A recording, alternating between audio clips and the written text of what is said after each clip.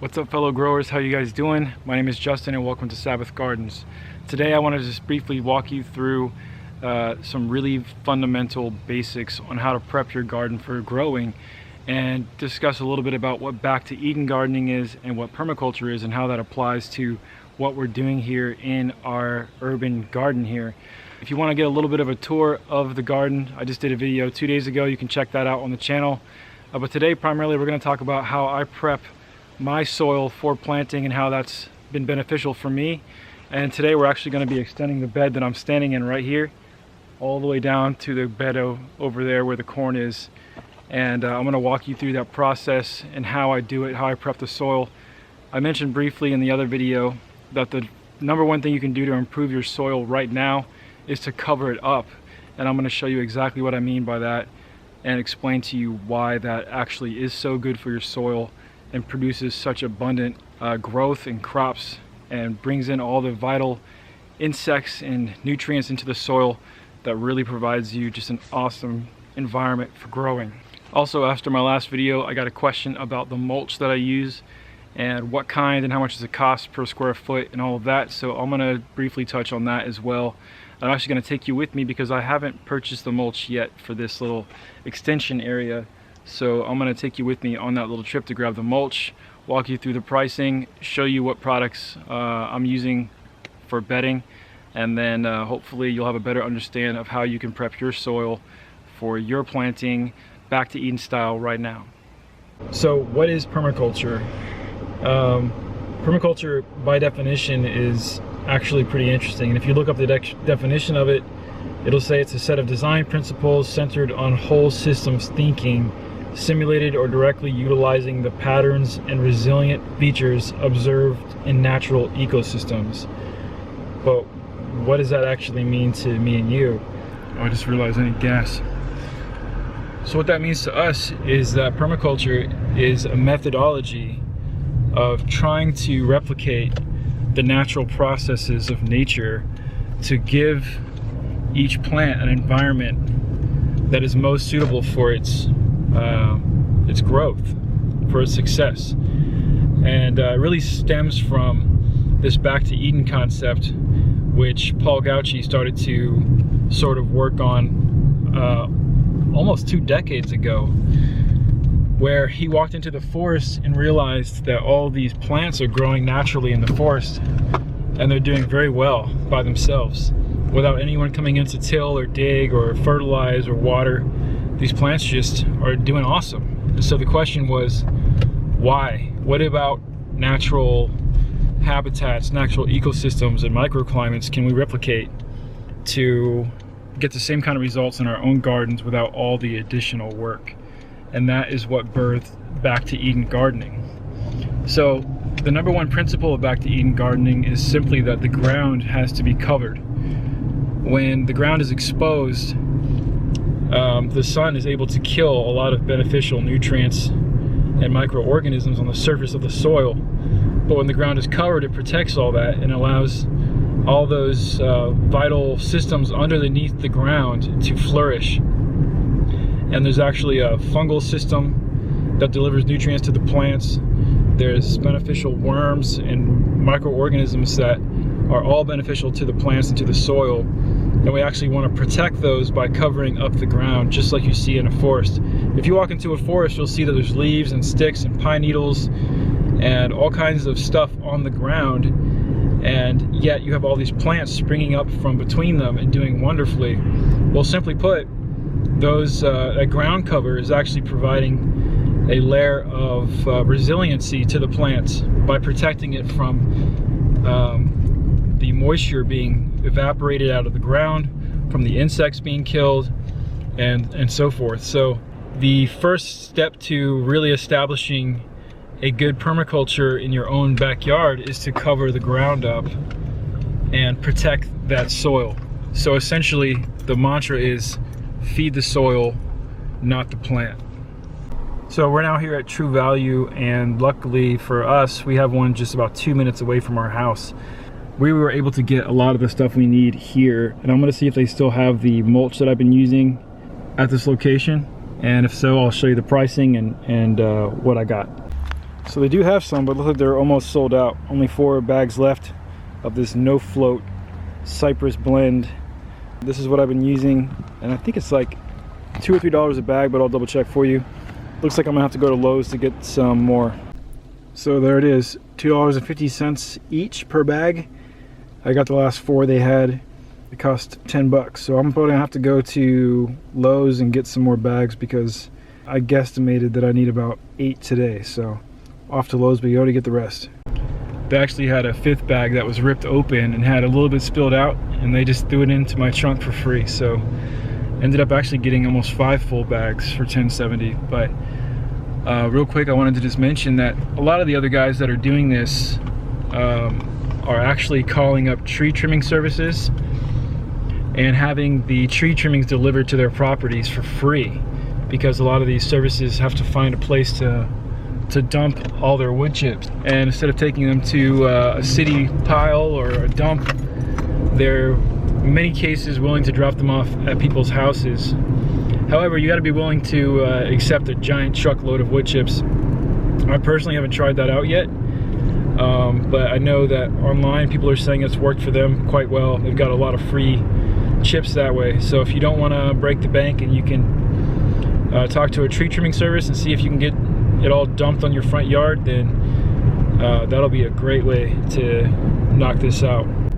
If any of you have ever done any research on what's known as the Dust Bowl in the Midwest of the United States, how over the course of several years the farmers actually farmed the soil so harshly that it turned the entire environment into an arid, almost desert-like situation that was even causing dust storms to kick up across the country.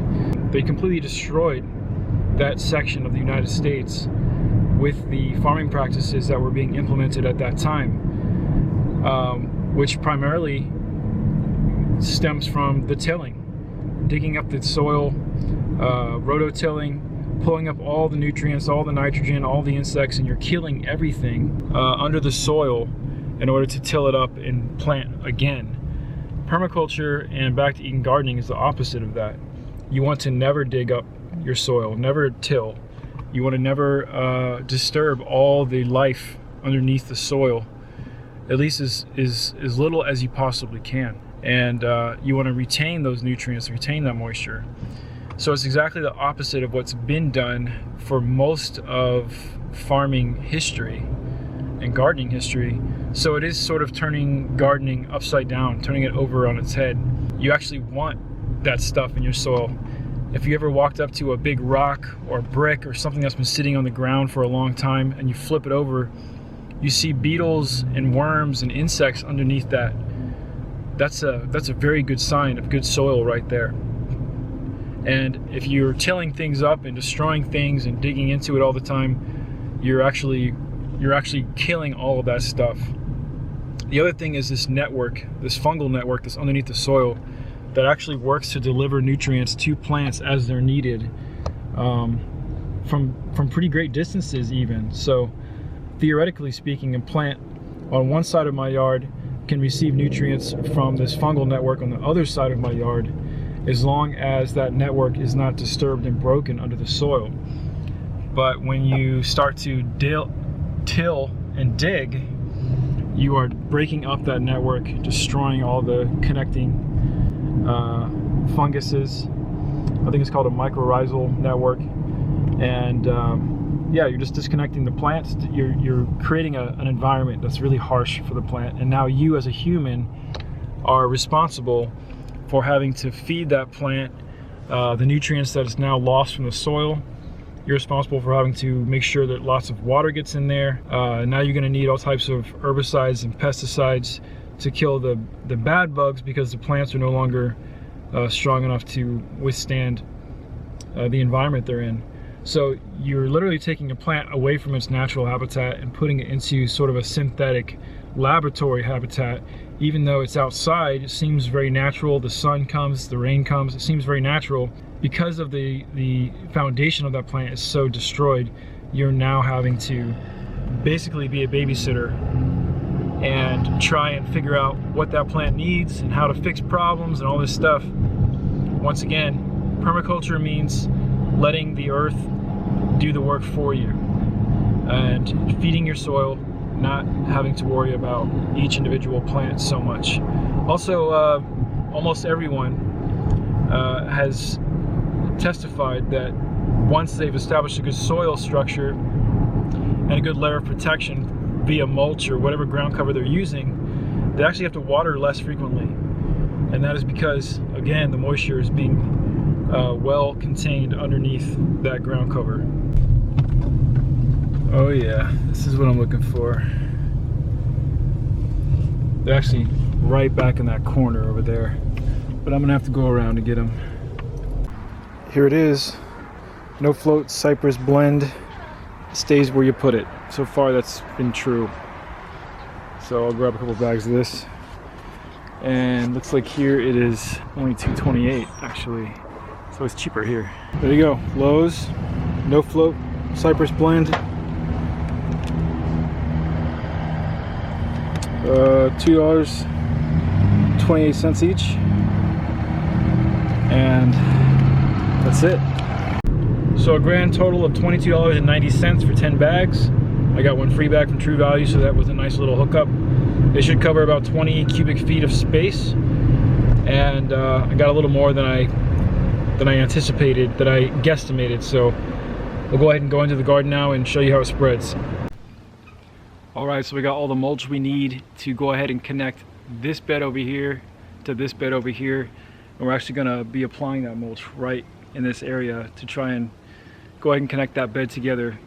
But the second ingredient we're going to need in order to do this is cardboard boxes. So what I have here is a stack of old moving boxes that we used in our most recent move from Lowe's, Home Depot, whatever. I'm actually going to cut these apart and set them up for laying down on the ground. Then we're going to cover that with mulch and soak the whole thing in. So let me go ahead and start cutting these up, and then we'll lay them down and show you what we're working with. One thing you want to keep in mind when you're cutting your boxes up is if you're using old boxes that were used in a move before, they're probably going to have pieces of tape all over them. So you want to go ahead and make sure you remove all the pieces of tape, because you don't want that breaking down into your soil.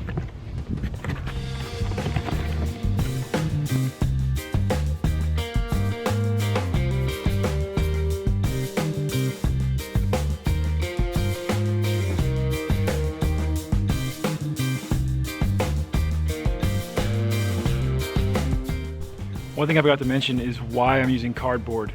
Now, cardboard actually breaks down and composts very nicely into the garden, and the cardboard actually feeds the soil. It actually breaks down and helps the organisms underneath the soil. So that's why I've chosen to use cardboard as sort of my my screen that kills the grass and retains the moisture, and then the mulch will go on top to really help amplify that effect while the cardboard breaks down and feeds the soil over time. Alright, so one of the things I noticed when I'm using these giant pieces of cardboard is that sometimes they don't fit in all the spaces the way you want them to.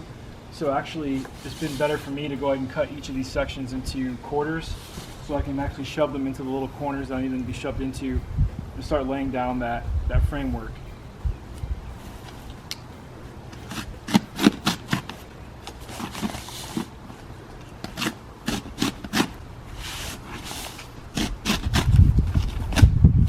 Also, if you need even smaller pieces, it's actually got little sections on these pieces as well. So you can even break those down, use those as little sort of Tetris pieces to create all the flooring there, just the way you need it. Alright, so here's the little pieces that I just cut up. You can see how you can use them to sort of slide in and create the covering that you need. And if you need bigger pieces, smaller pieces to shove into little corners, it works that way. Then you can see what I did here with the blueberry bush. I actually took a piece of a quarter and I kind of circle into it, so I can then put it around my bushes like so and create the flooring for that environment as well. Alright, so now that we got all our cardboard laid out here in the pattern that we want to cover this whole area, you're just going to soak it down with a hose real good so that it starts to break down and stays in place while you put the mulch down.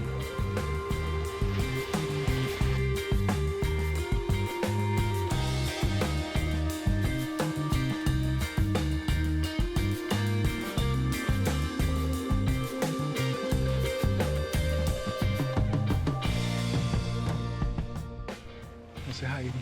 Hi. All right. That's it. Now we just spread our no float cypress blend all over and get about a 1-inch even distribution as much as we can across the entire area.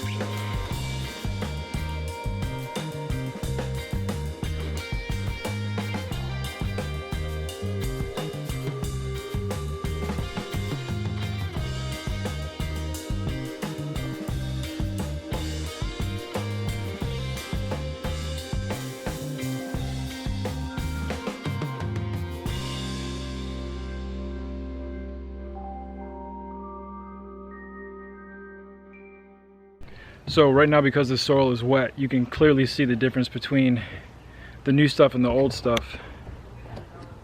Right down here, there's a older bed. That one's only maybe 2 weeks older though. This is all the new stuff we did today. And then here's the older bed over here as well.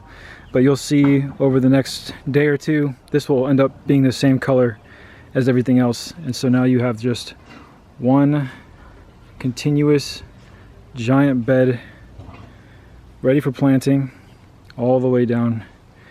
And this bed is ready for planting because I'm fortunate enough to have decent soil, and I'm able to actually prep my beds like this and then go ahead and plant right into them. And actually, I would encourage anyone to try it, even if their soil is not that great. But that's what I did with all of these beans, with this beautiful peach tree, which, by the way, I didn't show you the other day. It's got lots of peaches coming in. Will that focus? There you go. And corn and everything like that, planting with the same methodology. And man, they're happy. They're really happy. The soil is being protected. The moisture is being held underneath this layer of cardboard and mulch, and the microorganisms are going to come up underneath there and start thriving in that environment. And so the real reason we're doing this, even if you can't plant right now, is just to prepare your soil. So even if it's winter or you're in a place where you don't think it's a good time of year to start planting, you can still go ahead and start preparing your beds by simply doing what we just did today. And you'll watch as your soil quality improves over the following months. I've already seen my soil quality improve just in the last 3 months very dramatically. So go ahead and start prepping your beds. And this is literally the foundation of Back to Eden gardening and permaculture. So hopefully it makes sense to you. Hopefully it helped. And leave a comment if you have any other questions or tips. And look forward to the next video, which we're going to be talking about going a little bit further in building raised beds. So I'll see you in the next video. Make sure you check out my Instagram, justin.sabbathgardens. And I'll catch you guys later. Shalom.